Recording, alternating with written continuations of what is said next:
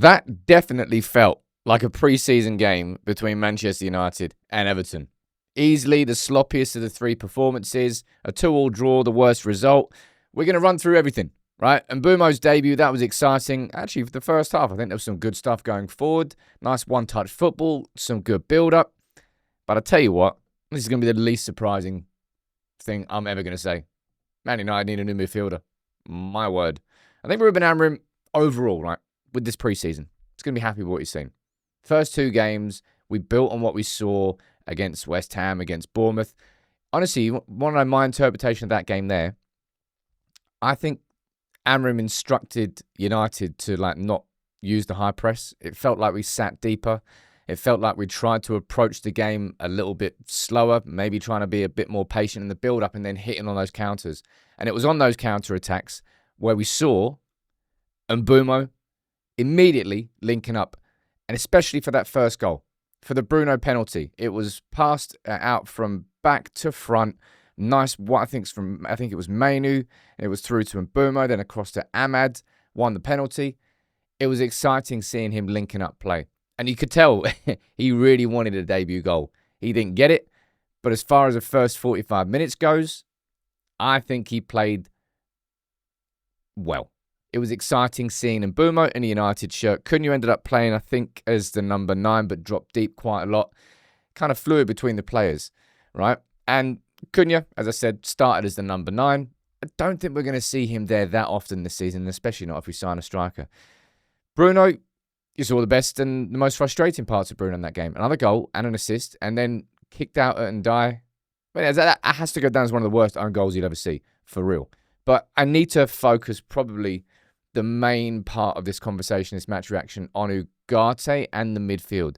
I think Ugarte and Manu against West Ham was probably the best that this midfield looked. And it's because we played a specific way that we didn't play today. Against West Ham, we played with a really high press. Both of them high, aggressive, and when you play Ugarte in that environment and situation, that's where you get the best of Ugarte. If you slow the game down, if you want United to try and have a bit more measure and patience, and you kind of ask him to look after the ball, he's not particularly good at looking after the ball. The midfielder that Man United need is a modern-day Michael Carrick. Somebody who's just so good at recycling possession that it almost becomes a little bit boring to watch. He always finds a teammate. And that's the thing that lets Ugarte down. For as good as he can be out of possession, if United play that aggressive high press, I don't think we played it today. I think that was a tactical instruction because there'll be games this season coming up where we play how we played against West Ham and Bournemouth.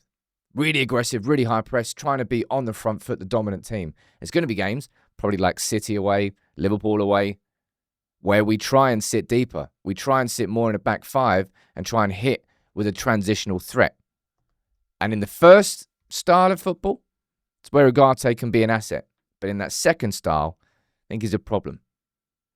United need a midfielder. United have always needed a midfielder this summer, and that's never changed. I still feel that signing a midfielder would probably make more of a difference to this team next season than signing Sesko would, than signing a striker would. I think we've brought in new attacking threats, but we've not changed anything in midfield. Kobe, I think he's had a pretty good preseason. But Kobe looked a little bit lost there. No, is that a bit unfair today on Kobe? I think it's more my frustration towards Ugarte in midfield, if I'm being completely honest. Right? Mason Mount scored a cracking goal. Fair play to him. It was kind of like the goal he scored against Athletic Club in the Europa. You know, when he turn, opens his body up, curls it into the other corner. But yeah, I think you can't help but go back to the frustration of that midfield. United played so impressively against West Ham and Bournemouth that I don't think it was fitness related. The fact that we played so different today. It felt like we went in with a different approach. And in those games where Ruben Amorim would love his United team to be patient, to be in control, but not at the point where you really have to play that aggressive high press, this team's not got that yet. It's not got that yet. I'll tell you one thing, though. It's like the more you watch Lenny Yoro in a United shirt, the more you go, yeah, man. Yep. Enjoying him. He's definitely going to be a right-sided centre-back for United this season. I've already mentioned that in one of the other sort of match reactions, I think, to West Ham and Bournemouth. He's played there all pre-season. He played on the left-hand side last season, but now we've got Aiden Heaven and we've got Luke Shaw there as options. It's definitely going to be Lenny Yoro out on that right-hand side and maybe Mazraoui. Although Mazraoui's been missing so far. I think he's had a slight injury, so he hasn't really played in the pre-season. One thing I want to say here about like the contrast. Amad and Dalot. You know what I think about Dalot? I think he's a very good professional. The fact that he's in that new leadership team that's been revealed and we found out about those 6 players, he's a good professional. He's a good athlete, but he's just technically so limited. And him playing left wing back is so particularly uninspiring.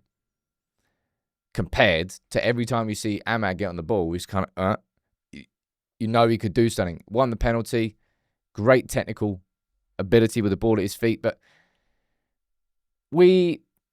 I think, leave that pre-season tour in a positive overall note. We keep hearing it repeated. I covered it today. I ran through absolutely everything that was being said about the culture, about the changes, about the smaller changes that are hopefully all build up to make the difference of United. At least we scored some goals here. We had 2 there today. We had 4 against Bournemouth. We had 2 against West Ham. So what's that? 8 goals in 3 games. That's something. And that's actually the main thing I wanted on the pre-season tour was goals. Because we've been starved of them. I'm really looking forward to seeing United start with Bumo as the right attacking midfielder, with Cunha as the left. If Sessio's going to be signing, then with him as a number 9, with Amad as the right wing back, and seeing that partnership between Bumo and Amad down that right-hand side, because I think that's definitely the biggest positive to take away from that game today. When United were free-flowing, going forward in the transitions, and the one-touch football was there, it was nice, man.